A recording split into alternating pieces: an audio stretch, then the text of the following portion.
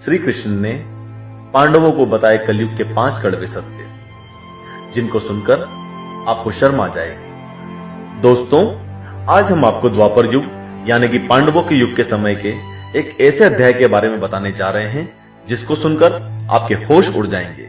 इसलिए इस वीडियो को पूरा एंड तक देखना।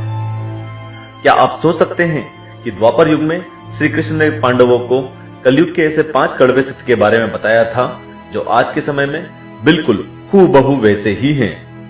महाभारत का युद्ध जीतने के बाद एक दिन पांडवों को कलयुग के बारे में जानने की जिज्ञासा हुई। वो ये जानना चाहते थे कि कलयुग में मनुष्य कैसा होगा और कैसा आचरण करेगा। बिना कुछ सोचे समझे सभी पांडवों ने श्री कृष्ण से पूछ लिया। यह सुनकर श्री कृष्ण ने 5 पांडवों को वन में अलग अलग जाने के लिए कहा। तो स्वागत है आपका आपके अपने चैनल आस्तिक स्पिरिचुअल सीक्रेट्स में। सबसे पहले युधिष्ठिर ने जंगल में एक 2 सूंड वाले हाथी को देखा। यह देखकर वह आश्चर्यचकित रह गए। जंगल से लौटने के बाद जब उन्होंने कृष्ण को इसके बारे में बताया तो कृष्ण ने इसका मतलब समझाया कि कलयुग में ऐसे लोग राज करेंगे जो बोलेंगे कुछ और करेंगे कुछ और। ऐसे व्यक्ति ही दोनों तरफ से प्रजा का शोषण करेंगे। श्री कृष्ण का कथन आज के नेताओं को दर्शाता है। अर्जुन को वन में एक पक्षी दिखा जिसके पंखों पर वेदों की लिखावट थी, लेकिन वो मनुष्य का मांस खा रहा था। यह देख अर्जुन हैरान हो गए और श्री कृष्ण से इसका मतलब पूछा। तो श्री कृष्ण ने कहा, हे पार्थ, कलयुग में ऐसे लोग होंगे जो ज्ञानी कहलाएंगे, यानी कि बहुत पढ़े लिखे, उनको सभी चीजों का ज्ञान भी होगा, लेकिन उनके मन में हमेशा दूसरों की संपत्ति हड़पने का विचार चलता रहेगा। ऐसे ज्ञानी व्यक्तियों के मन में हमेशा यह विचार चलता रहेगा कि कैसे किसी की मृत्यु हो और हम उसकी संपत्ति हड़प लें। किसी भी मनुष्य का कितना भी बड़ा ओहदा क्यों ना हो, सबके मन में हमेशा दूसरों की संपत्ति देखकर जलन और द्वेष की भावना रहेगी और मन में यह विचार हमेशा रहेगा कि कैसे हम इसकी संपत्ति हड़प लें। ऐसा क्या करूं कि यह संपत्ति मेरी हो जाए। कलयुग में ऐसे लोग बहुत कम होंगे जो वास्तविक रूप से संत रहेंगे। भीम ने एक गाय को देखा जो जंगल में बैठकर अपने बच्चे को चाट रही थी, और वो गाय अपने बच्चे को इतना चाट रही थी कि उसके कारण बछड़े का खून निकल आया। जब भीम ने कृष्ण को यह बात बताई तो कृष्ण ने कहा कि कलयुग में लोग अपनी संतानों के लिए इतने आसक्त हो जाएंगे कि उनकी संतान का विकास ही रुक जाएगा। यदि किसी की संतान अध्यात्म के मार्ग पर चलकर साधु संत बनेगी तो बाकी लोग तो उनका आशीर्वाद लेंगे, लेकिन उनके ही माता पिता अपनी साधु बनी हुई संतान को देखकर रोएंगे। माता पिता हमेशा यही सोचेंगे कि हमारी संतान का क्या होगा। श्री कृष्ण ने यह भी बताया कि कलयुगी माता पिता अपनी संतान को परिवार के मोह माया में बांधकर ही रखेंगे।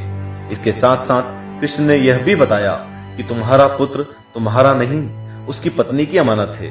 तुम्हारी पुत्री उसके पति की, और यह शरीर मृत्यु की अमानत है और आत्मा परमात्मा की अमानत है। सहदेव ने वन में बहुत से कुएं देखे जिनमें से सिर्फ बीच वाला कुआं खाली था।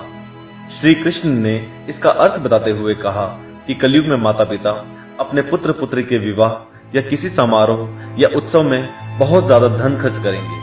फालतू के कामों में भी बहुत अधिक धन खर्च करेंगे, लेकिन किसी भूखे निर्धन व्यक्ति की मदद के लिए बिल्कुल भी धन खर्च नहीं करेंगे।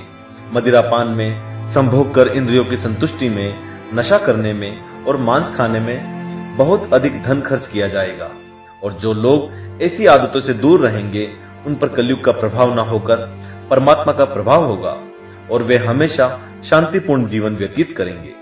नकुल ने वन में देखा कि एक बहुत बड़ी चट्टान पहाड़ से गिरी और रास्ते में आने वाले सभी पेड़ पौधों को रोन डाला, लेकिन एक छोटे से पौधे से टकराकर वह चट्टान वहीं रुक गई। इसका अर्थ बताते हुए श्री कृष्ण ने कहा कि कलयुग में मनुष्य की बुद्धि नष्ट हो जाएगी और मनुष्य का तेजी से पतन होगा, और यह पतन इतना तीव्र होगा कि धन या सत्ता के वृक्ष इसे रोकने में सक्षम नहीं होंगे, लेकिन हरि नाम रूपी एक छोटे से पौधे से यह पतन रुक जाएगा या इसका असर कम हो जाएगा।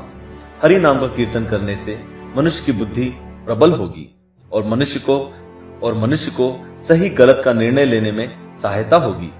जीवन का परम लक्ष्य क्या है और जीवन के मोह माया और जन्म मरण के कुचक्र से निकलकर मोक्ष की प्राप्ति कर प्रभु के लोक में जगह कैसे पाई जाए, इस पर ध्यान लगा पाएगा।